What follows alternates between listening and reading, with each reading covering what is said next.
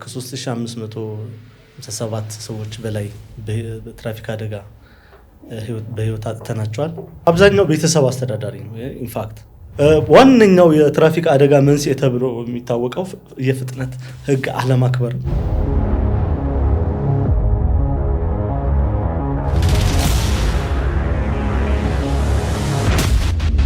ሰላም የተከበራችሁና የተወደዳችሁ የኢትዮስ መልቲሚዲያ ቤተሰቦች እንደምን ሰንብታችኋል? እነሆ ሳምንቱን ጠብቀን ተገናኘን። ሳምንቱ ከትራፊክ አደጋ የተጠበቀን እንደሚሆንላችሁ እናምናለን። እንዲሁም ኢትዮስ መልቲሚዲያን ከወደዳችሁት ላይክ፣ ሰብስክራይብ እንዲሁም ኮሜንት በማድረግ ቤተሰብ ሁኑ። ስለ መንገድ ደህንነት እያወራን በኢትዮስ መልቲሚዲያ ሰዎች ከአደጋ እንዲጠበቁ እንሰራለን። ዛሬ አንድ እንግዳ ይኖረናል። የዛሬው እንግዳችን በትራንስፖርቱ ዘርፍ በመንገድ ደህንነቱ መስክ ከ13 ዓመት በላይ በማገልገል እየሰሩ ይገኛሉ። እስቲ እንተዋወቅ። አመሰግናለሁ። ሀብቱ ይርጋ እባላለሁ። የመንገድ ደህንነት ባለሙያ ነኝ። እንዲሁም በመንገድ ደህንነት ዙሪያ ስልጠናን እየሰጠሁ እገኛለሁ። መልካም ዶስቲ። በተለይ የትራፊክ አደጋ በዓለማችን እንዲሁም በሀገራችን እንዲሁም በማደግ ላይ ያሉ አህጉራችን አፍሪካ በዚህ በአደጋው ተጠቂ ነች እና ስለ አደጋው ስሰማ ምን ይሰማል ከሚለው እስቲ። እሺ፣ ያው የትራፊክ አደጋ አሁን በተለይ በእኛ ሀገር ያለበት ሁኔታ ይታወቃል። አሁንም የመቀነስ አዝማሚያ ቢኖረውም ከፍተኛ የሆነ የትራፊክ አደጋ እየደረሰ እንደሚገኝ ይታወቃል። በአንድ ዓመት በ2015 ብቻ ከ3557 ሰዎች በላይ በትራፊክ አደጋ በህይወት አጥተናቸዋል። እንዲሁም ከ5000 በላይ በየዓመቱ ለከባድ አደጋ ጉዳት እየተጋለጡ ይገኛሉ። የትራፊክ አደጋ በነገራችን ላይ ከአደጉት ሀገራት ይልቅ ባላደጉ ሀገራት ላይ እንዲሁም የተሽከርካሪ ቁጥራቸው በጣም አነስተኛ የሆኑ ሀገራት ላይ አደጋው የከፋ እንደሆነ ነው የሚታመነው። እንደ ዓለም ጤና ድርጅት ሪፖርት የሚያሳየው ሀገራችን ኢትዮጵያ ከፍተኛ አደጋ ከሚያስመዘግቡ ሀገራት ውስጥ ተርታ እንደምትመደብ ነው። በተለይ እንግዲህ ከ2015 ወደዚህ ከ3000 በላይ ሰዎች በአመት ይሞታሉ ካልን 3500 ሰዎች ደግሞ ግፋቢል የተወሰኑት 2000 ወይ 2500 የሚሆኑት ቤተሰብ አስተዳዳሪ ናቸው ብለን ብናስብ በእነሱ ስር የሚጎዱ ለከፋ ችግር የሚጋለጡ ቤተሰቦች አሉና በዚህ ልክ ጉዳቱ የከፋ ነው የሚሆነው። ምን ትላለህ በዚህ? ጉዳቱ በጣም የከፋ ነው። ትክክል ነው። እንደውም መረጃዎች የሚያሳዩት ከ70% ያላነሰ ወንዶች እንደሆኑ መረጃው የሚያሳየው። ይሄ ከእንቅስቃሴው ጋር ካለው ነባራዊ ሁኔታም ጋር ተያይዞ ነው። አብዛኛው አሽከርካሪዎቻችንም ወንዶች ናቸው። እንዲሁም እንቅስቃሴ ላይም በስፋት ወንዶች ናቸው። እንደውም የአንድ ክልል ሪፖርት ብንመለከት ጋምቤላ ክልል ወንዶች ብቻ ናቸው ህይወታቸውን ያጡት። ኦልሞስት 17 ሰው ወንድ፣ ሴቶች ምንም እንደዛ ነው የሚያሳየው። እና እንቅስቃሴው ላይ አብዛኛው ቤተሰብ አስተዳዳሪ ነው። ኢንፋክት ከዚህ ጋር ተያይዞ የሚደርሱ ጉዳቶችም እርግጥ በጣም ከፍተኛ እንደሆኑ ነው የሚያሳየን። ሰዎቹ ላይ ከሚደርሱ አደጋ ባሻገር ከሰዎቹ ጀርባ ያሉ ቤተሰብ መበተን ሊሆን ይችላል። ሌላ ለዝቅተኛ ኢኮኖሚ ወይ ደግሞ ዝቅተኛ ለሆነ ገቢ እንደዛ መዳረግም ይኖራል። ጉዳቱ ያው ሰፊ ነው። በተለይ አንዳንድ መረጃዎችን ሳይ በአፍሪካ ውስጥ የመንገድ ትራፊክ አደጋ መንስኤዎች ዋና ዋናዎቹ ተብሎ ከሚጠቀሱት ውስጥ ህግ አለማክበር፣ ደካማ የመሰረተ ልማት አለመኖር፣ ምቹ መንገዶች አለመኖር እንደ ምክንያት ይጠቀሳሉ። ሌሎቹም በሂደት እናነሳቸዋለን። ለየብቻ እነዚህ እናንሳቸው እስቲ። ደካማ የመሰረተ ልማት መኖር፣ የህግ አለማክበር በዋናነት ለአደጋው አስተዋጽኦ አለው ብሎ ያምናሉ። ትክክል ነው። በእኛ ሀገርም ብቻ ሳይሆን በተለያዩ ሀገራት የሚስተዋለው በዋናነት የትራፊክ አደጋ ከሚይዙት መካከል አንደኛው ህግ አለማክበር ነው። ህግ አለማክበር ስንል በርካታ ነገሮች ከዚህ ጋር አያይዘን ማንሳት እንችላለን። ለምሳሌ ጠጥቶ ማሽከርከር ህግ አለማክበር ነው። ወይ ደግሞ ዲስትራክትድ ድራይቪንግ የሚባለው ማለትም ትኩረትን በማሽከርከር ላይ አለማድረግ። አሽከርካሪዎች በሚያሽከረክሩበት ጊዜ አይናቸው መንገድ ላይ እንዲሆን ነው የሚጠበቀው። እንዲሁ ደግሞ እጃቸው ከመሪ መላቀቅ የለበትም። ሙሉ ትኩረታቸው በማሽከርከር ላይ መሆን ነው የሚገባው። ግን አንዳንድ አሽከርካሪዎች በስልክ ወይ ቴክስት እያደረጉ ወይ እየተመገቡ ሌላ ነገር እየከወኑ ትኩረታቸው በሚሰርቅ አኳኋን የሚያሽከረክሩ አሉ። ይሄም አንዱ የህግ አለማክበር ነው። ሌላ ቀበቶ አለማሰር አንዱ የትራፊክ ህግ አለማክበር ነው። በርካታ ነገሮች ከዚህ ጋር እያይዘን ማንሳት እንችላለን። ዋነኛው የትራፊክ አደጋ መንስኤ ተብሎ የሚታወቀው የፍጥነት ህግ አለማክበር አንዱ ትልቁ ህግ አለማክበር ነው። ከዚህ ጋር ተያይዞ መንገድ ስንል ደግሞ በበርካታ መንገድ ዝቅተኛ ድርሻ እንዳለ ተደርጎ ይታሰባል። ግን ይህም ስህተት ነው። ምንድነው ጀስት መከተል ያለብን ነገር ሴፍ ሲስተም አፕሮች ብለን ነው የምናምነው። ሴፍ ሲስተም አፕሮች ሲሆን ደግሞ አንዱ ሴፍ ሮድ ኢንፍራስትራክቸር ነው። ደህንነቱ የተጠበቀ የመንገድ መሰረተ ልማት ሊኖረን ይገባል ነው። ነገር ግን ደህንነቱ የተጠበቀ የመንገድ መሰረተ ልማት ባልኖረ ቁጥር አደጋውም የሚደርስበት ሁኔታ ይሰፋል።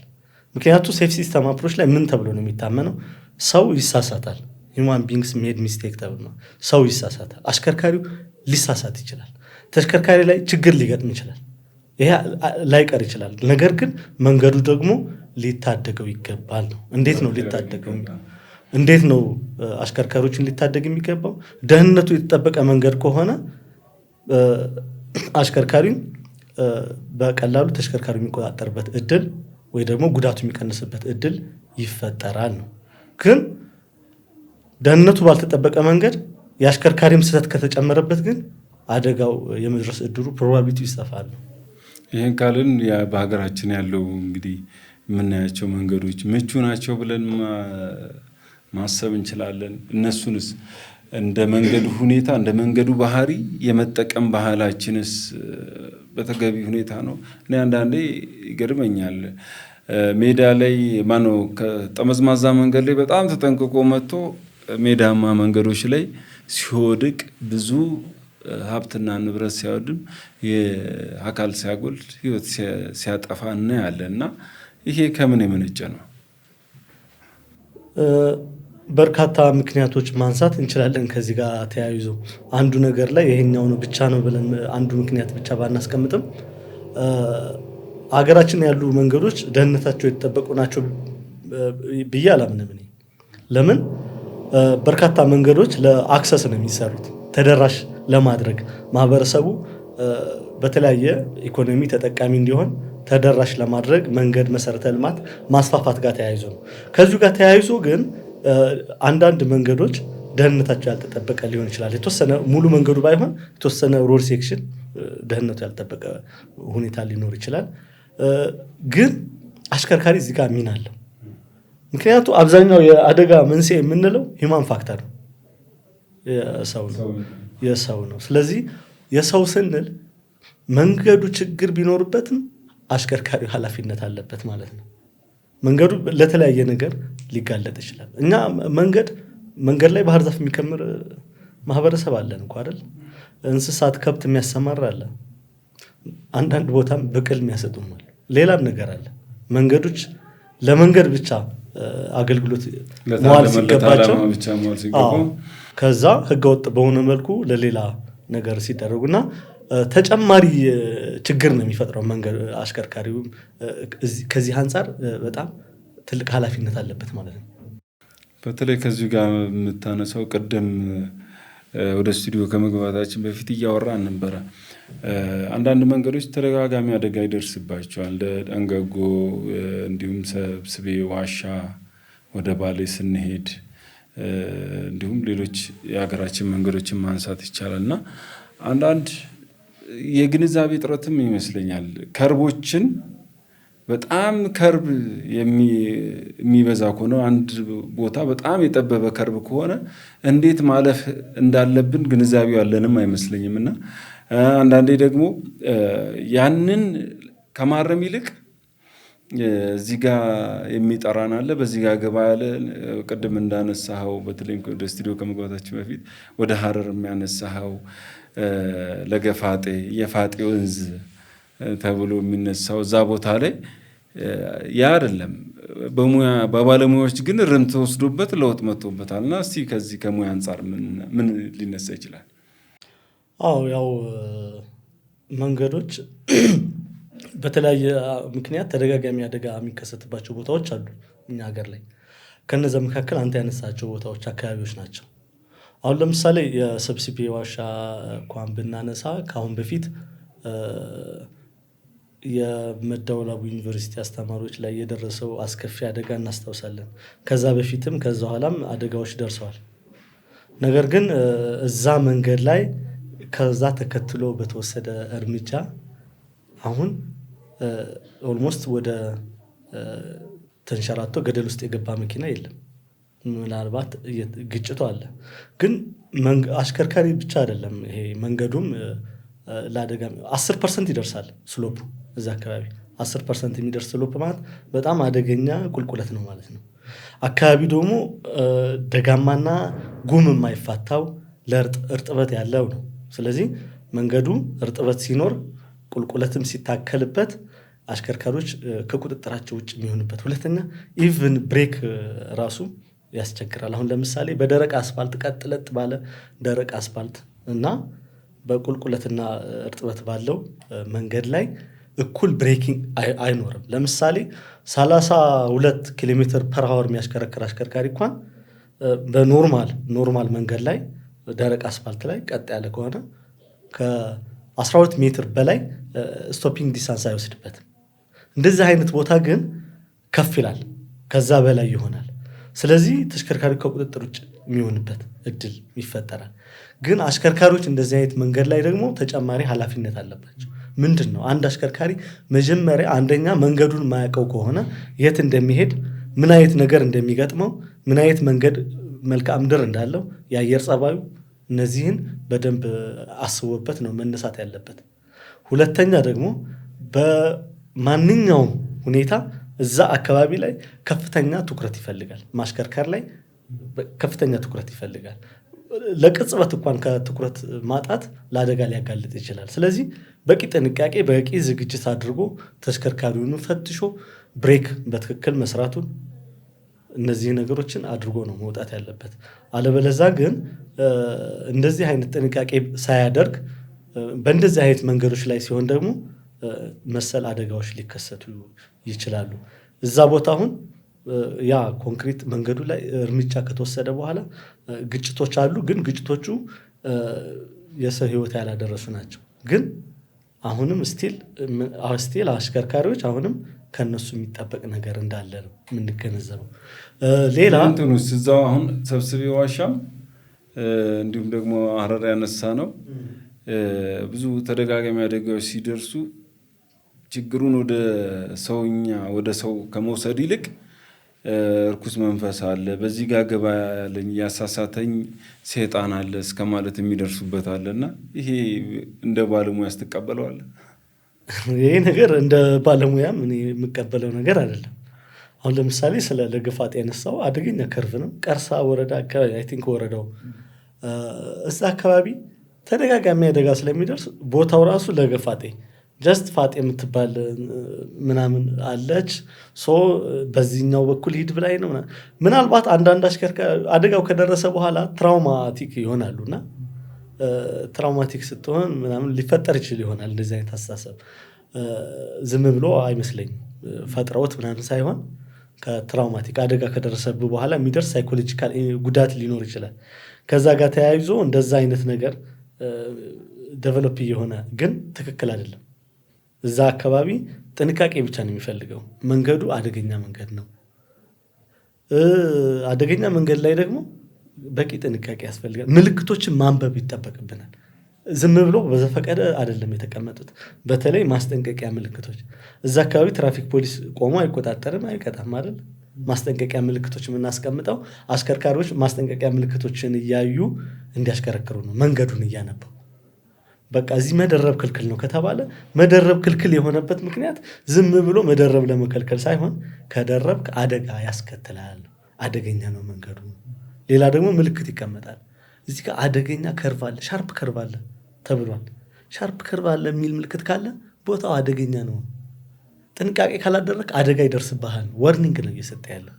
እሱ ነው ማድረግ ያለብን እንጂ እንደዚህ አይነት አስተሳሰቦች ትክክል አይደሉም።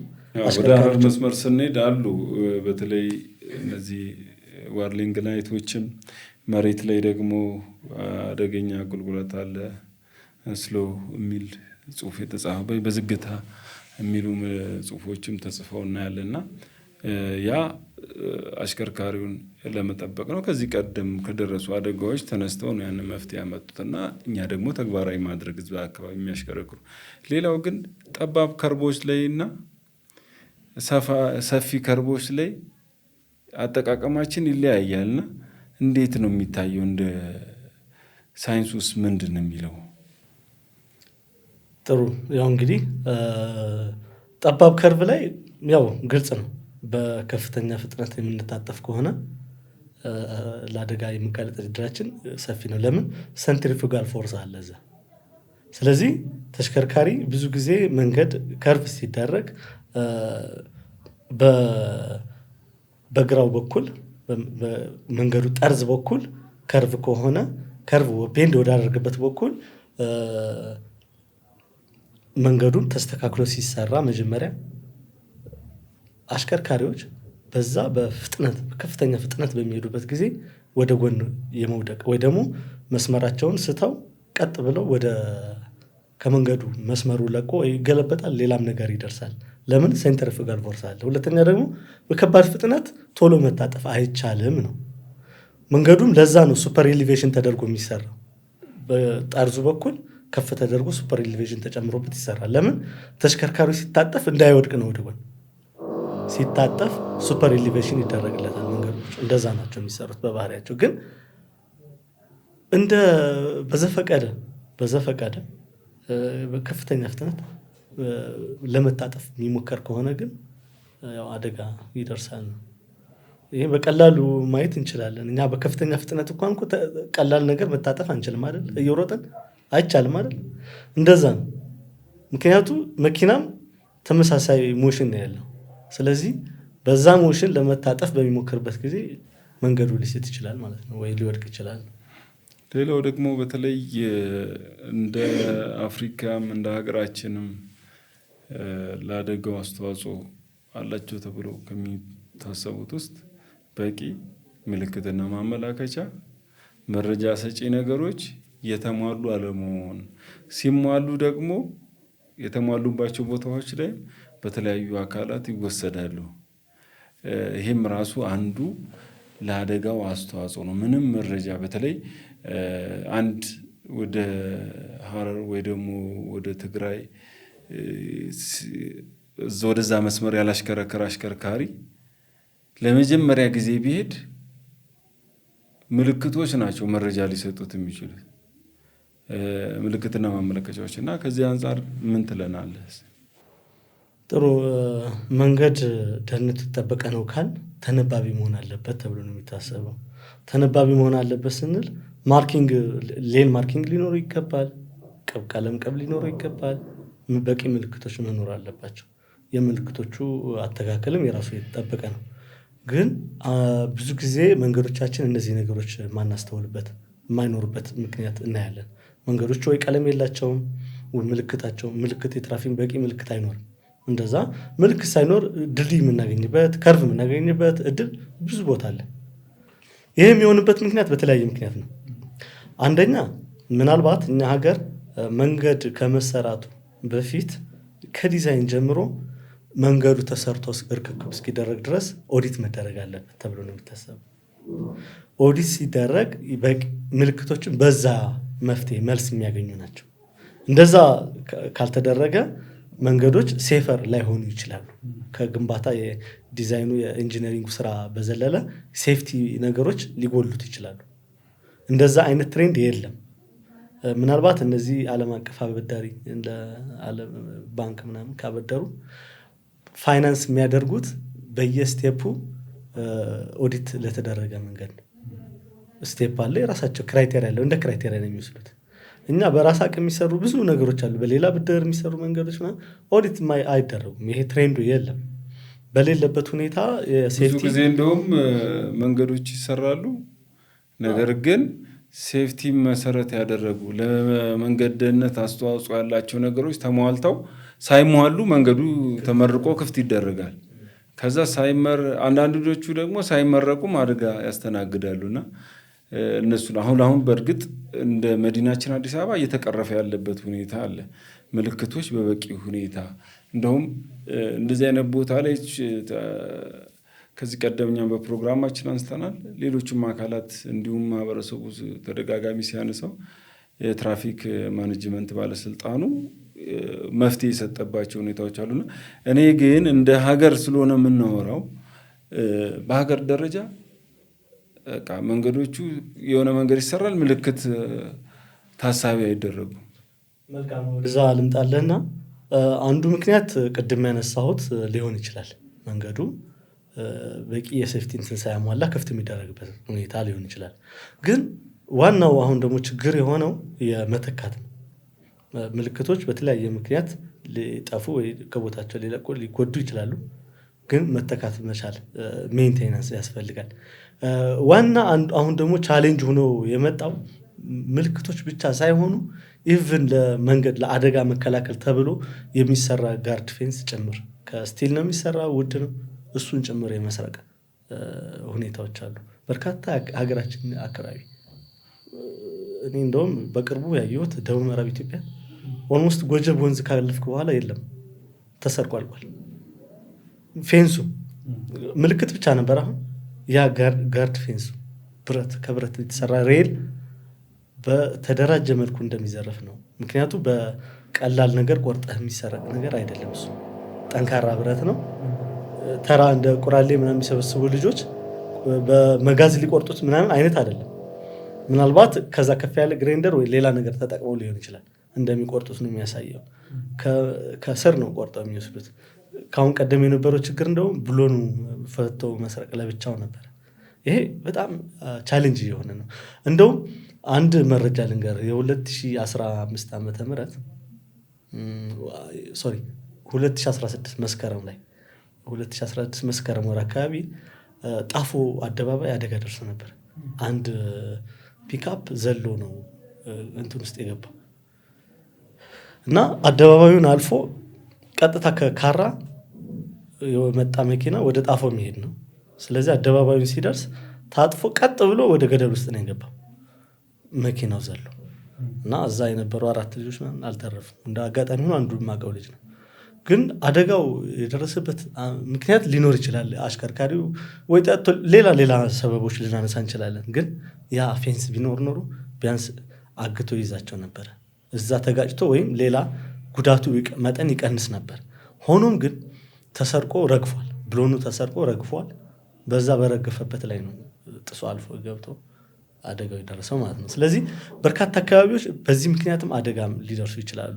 የሚሰሩ እንትኖች የመሰረቅ ለምሳሌ ብረቱ ሲያስቸግር በኮንክሪት ተደርጎ ማስቆም ተጀመረ። አሁንም ኮንክሪቱን አራግፈው ውስጥ ያለው ፌሮ ጭምር መስረቅ፣ ለተለያየ እንትኖች ምልክቶችም ለተለያየ ነገሮች መጠቀም። ይሄ ኦልሞስት አብዛኛው አካባቢው የጸጥታ አካልም ይሄን ነገር ሳያውቀው ቀርቶ ነው መቆጣጠር አይቻልም። መፍትሄውስ ምንድን ነው የሚሆነው? እዚህ አይ ቲንክ ይሄ መሰረተ ልማት ላይ የሚደርስ ዝርፊያ ጉዳቱ በጣም ከፍተኛ ነው። ዘራፊዎቹ ያን ያክል አይጠቀሙም። በትንሽ ብር ነው የሚሸጡት። የሚገዛበት ብር ውድ ነው። ግን ይሄ በርካታ በዜና እንሰማለን አይደለ? የቴሌ የመብራት ጭምር መሰረተ ልማት ዝርፊያ ይፈጸማል። አሁን ሮድ ሴፍቲ ሆሊስቲክ ነው የምንለው ለዚህ ነው። ሮድ ሴፍቲ ሆሊስቲክ ነው። ለምን? ሁሉም ድርሻ አለው። የአካባቢው ማህበረሰብ ድርሻ አለው። ምልክቶቹን እንዳይሰረቁ የመጠበቅ፣ መንገዱ አስፋልት ለሌላ አገልግሎት እንዳይውል መጠበቅ፣ እንስሳት ያለማሰማራት፣ ሌላም ነገር ሁሉም ድርሻ አለው ማህበረሰቡ። የአካባቢ ማህበረሰብ ሁሉም ሰው መንገድ ደህንነት ላይ ድርሻ አለው። አደጋ የሚደርሰው መንገድ ትራንስፖርት ባለመስራቱ ብቻ ሳይሆን ሁሉም አካል ስላልሰራ ነው። ሁሉም ስላልሰራ እያንዳንዱ ለምትደርሰው አደጋ ሁሉም ሰው የራሱ ድርሻ አለው። ምልክት ሲሰረቅ አይቶ ያለፈ ሰው ድርሻው አልተወጣም ማለት ነው። እሱ ላይ እውነትም መሰራት አለበት። በተለይ በአካባቢው ወረዳቸውንም ዞናቸውንም የተለያዩ መዋቅሮች ላይ የሚገኙትን የሚመሩ አመራሮች ይህንን ማህበረሰቡ ባለቤት እንደሆነ ሁሉም ኃላፊነት እንዳለበት ነግሮ አሳውቆ እነዚህ ምልክቶች ሊከበሩ ይገባል። መሰረቅም የለባቸውም። ለህይወት የሚሰጡት ጥቅም የላቀ ነውና። ሌላው አደጋውን ቁጥሩ እንዲጨምር የሚያደርገው እንደ ሀገራችን እንደ ኢትዮጵያም የአደጋ ጊዜ አገልግሎት አሰጣጣችን የለም በሚባልበት ደረጃ ነበረ። አሁን የተወሰኑ እንቅስቃሴዎች አሉ፣ የተመረጡ አካባቢዎችም አሉ። ነገር ግን እንደ ሀገር ካየነው በቂ ነው ብለን አናምንም። በተለይ አደጋ በደረሰ ሰዓት ቶሎ ሊተርፍ ሊድን የሚችል ሰው አገልግሎት አምቡላንስ በማጣቱ የተማረ የመጀመሪያ ሕክምና እርዳታ የሚሰጥ ሰው ባለመኖሩ ህይወቱን ያጣና ይህንን እንዴት ስታየዋለህ? መልካም። አደጋ ያው ሊደርስ ይችላል፣ ግን ከደረሰ በኋላ ያለው ጉዳትም በጣም ያልተጠና ግን ከፍተኛ በተለይ ሞትና ከባድ አካል ጉዳት ላይ ሰዎች መትረፍ እየቻሉ ለሞት የሚጋለጡበት እድል ሰፊ ነው። አሁንም በቂ ነው ብዬ አይደለም፣ በቂ አይደለም። አሁንም ሰፊ ችግር ነው ያለው እዚህ ላይ። ለምሳሌ አደጋ ሲደርስ አምቡላንስ ብቻ አይደለም ፖሊስም መድረስ መቻል አለበት። አሁን ለምሳሌ የአሌልቱ አንድ አደጋ ደርሶ ነበር እንደ ምሳሌ ለማንሳት። ይሄ አደጋ እንዴት ነው የደረሰው? አንድ አውቶቡስ ከላምበረት መናኸሪያ የወጣ አውቶቡስ ወደ ደሴ ምዕራብ ወረዳ አካባቢ የሚሄድ አሌልቱ ሲደርስ ከርቭ አለ፣ ሲደርብ ከፊት ለፊቱ ግን ሲኖ የጫነ ሲኖ ጋር ነው የተጋጨው። ሲኖ የራሱ መስመር ላይ ነው የነበረው። በዛ ላይ ጭኗል። መለስተኛ የሆነ ቁልቁለት አለው። ያን ያክል ከባድ ቁልቁለት አይደለም፣ ግን ዞሮ ሲኖ መስመሩ ላይ ነው ያለው። አውቶቡሱ ደርበው ነው ወዲያውኑ የተጋጩት። ግጭቱ ከደረሰ በኋላ ግን የአካባቢው ማህበረሰብ፣ ፖሊስ ምናምን የተረፉ ሰዎችን ሕክምና ለማሰጠት ሙከራ በሚያደርግበት ጊዜ የሲኖ ረዳት ተጣብቆ ነበር። ሲኖ ረዳት እዛ ውስጥ ተጣብቆ እሱን ለማላቀቅ 4 ሰዓታት ነው የፈጀባቸው። 4 ሰዓታት ኢንስቴድ ኤክስካቫተር ተፈልጎ በኤክስካቫተር ለማላቀቅ። ምክንያቱ በእጃቸው ይህንን ማድረግ የሚያስችል ማቴሪያል የላቸው። እንግዲህ ይሄ ረዳት 4 ሰዓታት በፈጀ የማላቀቅ ሂደት ውስጥ ህይወቱ ሊያልፍ ችሏል ማለት ነው በአሳዛኝ ሁኔታ። እና ይሄ እንደውም አሌልቱ ትንሽ ለከተማ ቅርብ ነው ቦታው። እንዲሁ በጣም ሪሞት የሆነ የሀገራችን ክፍል ቢሆን ደግሞ እናስበው፣ በጣም ከባድ ነው የሚሆነው። በርካታ ሰዎች ደም ፈሷቸው ይሞታሉ። በቂ ሕክምና ሳያገኙ ፈርስት ኤድ ሳያገኙ ህይወታቸው የሚያልፍበት እድል ሰፊ ነው። አምቡላንስ ብቻ አይደለም፣ ሌሎች አገልግሎቶች ኢቭን አደጋ የደረሰበት ሰው ከማንሳት ጋር ራሱ ተያይዞ ሰፊ ክፍተት አለ።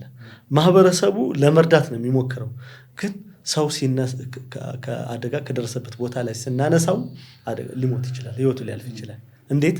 ብዙ ጊዜ የውስጥ አጥንቶቻችን የመሰባበር ሁኔታ፣ በተለይ ሪብስ እዚህ አካባቢ የመጎዳት ሁኔታ ሊያጋጥም ይችላል። አቅፈን ሰው ስናነሳው ግን ያ አጥንት ወደ ውስጥ ሌላ የሰውነታችን ክፍል ጉበትም ወይ ሳምባም ሊሆን ይችላል የመውጋት የሰውነታችን ክፍል ይወጋና ለእንትን ይደርሳል። ስለዚህ ባለሙያ ስልጠና የወሰደ በቂ የህክምና ባለሙያ ሲሆን ግን በስትሬቸር ያነሳል። አነሳሱም የራሱ ኢፌክት ስላለው ሰውየውም ማትረፍ የሚቻልበት እድል ይፈጠራል። ግን የአምቡላንስ እጥረት አለ። ሁለተኛ አብዛኛው ሰው የሚነሳው በትንሽ መኪና በተገኘው በባጃጅም ጭምር ነው ጭየጫን የምንወስደው ማለት ነው። ስለዚህ እንደዚህ በሚሆንበት ሁኔታ ተጨማሪ ጉዳት የሚደርስበት እድል አለ እና ከዚህ ፖስት ክራሽ ጋር ተያይዞ ሰፊ ክፍተት ነው ያለው። ክሬን አገልግሎት በየቦታው አይገኝም። የአምቡላንስ አገልግሎትም እንደዚሁ ክፍተት አለ። ክሬን በማይኖርበት ጊዜ ደግሞ ተሽከርካሪዎች የተጎዱበት ቦታ ወይም በተለይ መንገድ ዳር ከሆነ ለሌላ አደጋ ደግሞ የሚያጋልጡበት እድልም ጭምር ይኖራል ማለት ነው። አሁን ላይ በእርግጥ መንገድ ደህንነትና መድን ፈንድ አገልግሎት በተመረጡ ቦታዎች ላይ እነዚህ አምቡላንሶችን የተሟሉ ማቴሪያል የያዙ አሰማርቷል። ያው እንደ ሀገር በቂ ነው ባይባልም ነገር ግን መሞከሩ ክፋት የለውም።